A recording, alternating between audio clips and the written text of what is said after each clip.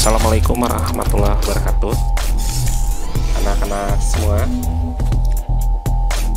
Hari ini kita akan terus melanjutkan pembelajaran kita tentang muatan pembelajaran PKN, yaitu memaknai sila pertama ketuhanan yang Maha Esa dalam Pancasila.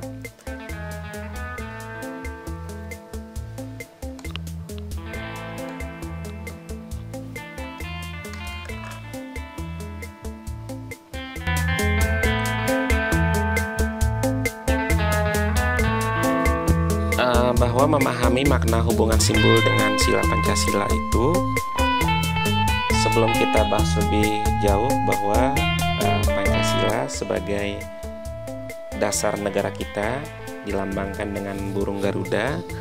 Kita lihat ada 5 sila dengan masing-masing simbolnya atau lambangnya. Pertama adalah bintang, merupakan lambang dari sila pertama ketuhanan yang Maha Esa. Kemudian ada rantai yang merupakan lambang dari sila kedua kemanusiaan yang adil dan beradab. Kemudian ada pohon beringin pada sila ketiga persatuan Indonesia. Ada kepala banteng, lambang dari sila keempat kerakyatan yang dipimpin oleh hikmat kebijaksanaan dalam permusyawaratan perwakilan, dan padi kapas yang merupakan lambang dari sila kelima keadilan sosial bagi seluruh rakyat Indonesia. Anak-anak semuanya, kita lihat burung Garuda ini gagah sekali dengan semboyan Bhinneka Tunggal Ika. Nah, walaupun ada 5 sila dalam Pancasila, pada kesempatan ini kita akan fokus membahas simbol sila pertama Pancasila, yaitu ketuhanan yang Maha Esa. Sila pertama ketuhanan yang Maha Esa dilambangkan dengan bintang, memiliki makna bahwa bangsa Indonesia percaya kepada Tuhan yang Maha Esa sesuai ajaran agama masing-masing. Kenapa disebut masing-masing? Karena di Indonesia itu diakui ada 6 agama, yaitu Islam, Katolik, Protestan, Hindu, Buddha, dan Konghucu. Nah, jadi ke-6 agama ini diakui, juga dikuatkan oleh konstitusi kita, Undang Dasar 1945 pada pasal 29, bahwa negara menjamin kebebasan bagi pemeluk agama untuk menjalankan ibadah dan kepercayaannya sesuai keyakinan masing-masing.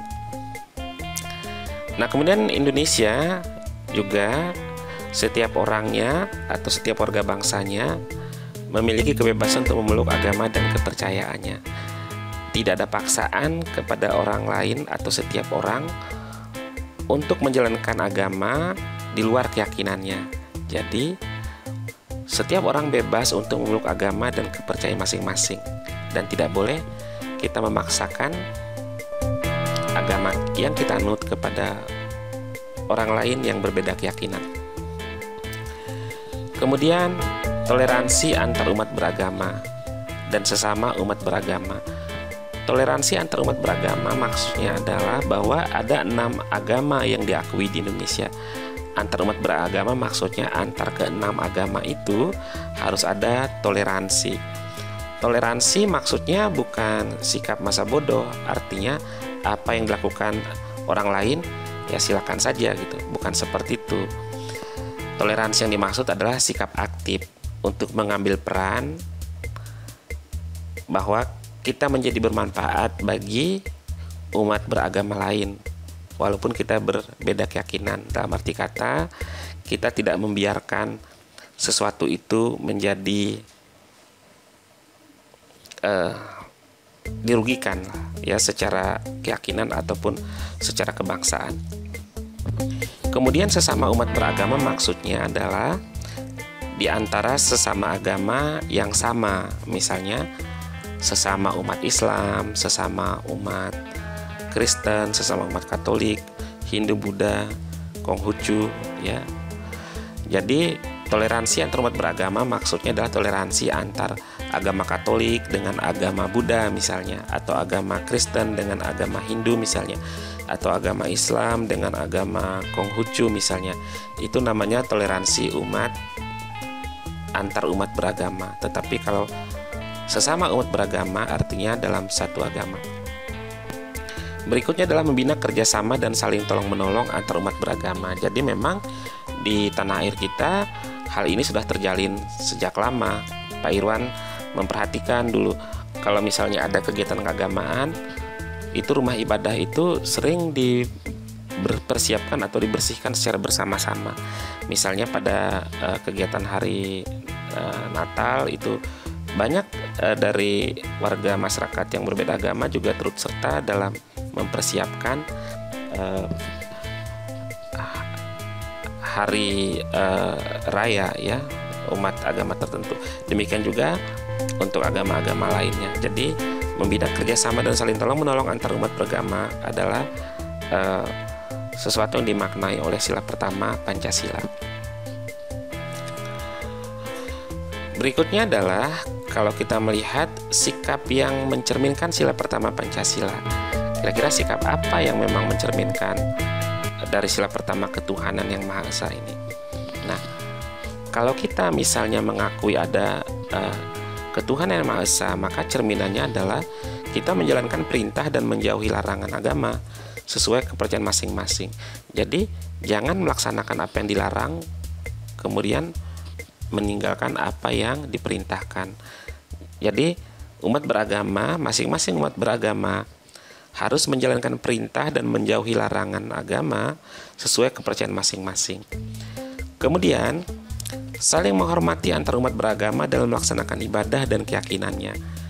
Jadi jangan ada potensi mengganggu ibadah agama lain atau juga sesama agama sendiri. Jadi sebisa mungkin kita menciptakan suasana yang khusyuk bagi semua agama untuk melaksanakan ibadah dan keyakinannya. Berikutnya adalah melaksanakan kewajiban sesuai ajaran agama masing-masing.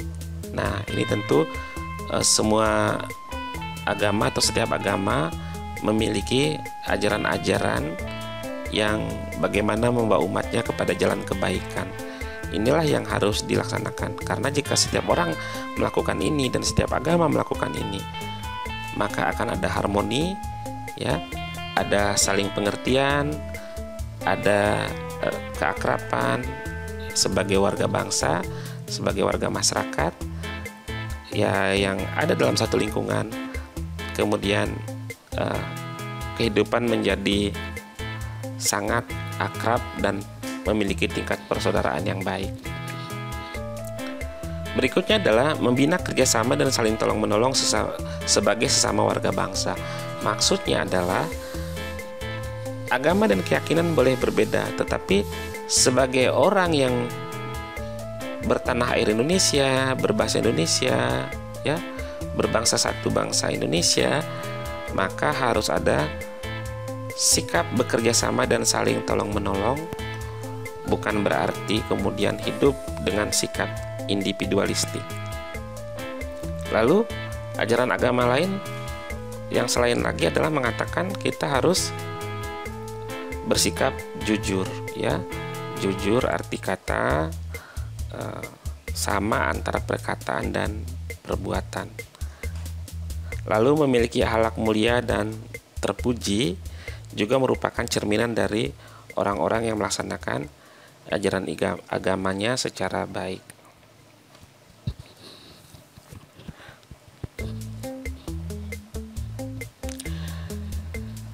Anak-anak semua yang berbahagia, mari kita lihat beberapa cuplikan gambar berikut. Antar umat beragama dan sesama umat beragama telah hidup dalam harmoni dan saling menghormati, melaksanakan keyakinan dan kepercayaan kepada Tuhan Yang Maha Esa.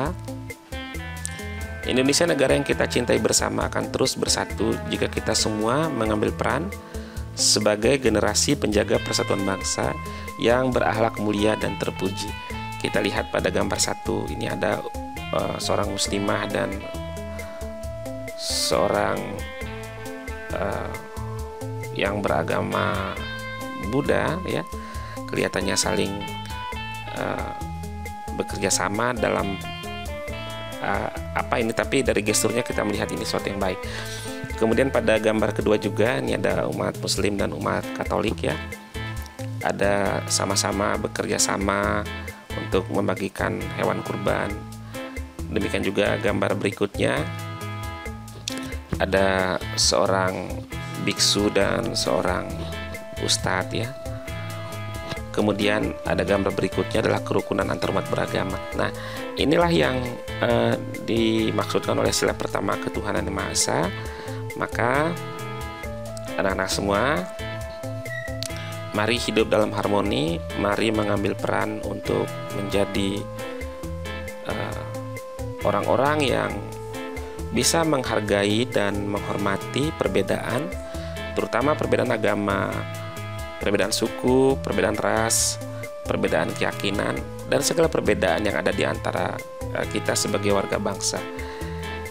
Demikian pembelajaran yang bisa kita sampaikan untuk hari ini sebagai pengantar pembelajaran PPKN. Selanjutnya, mari kita ikuti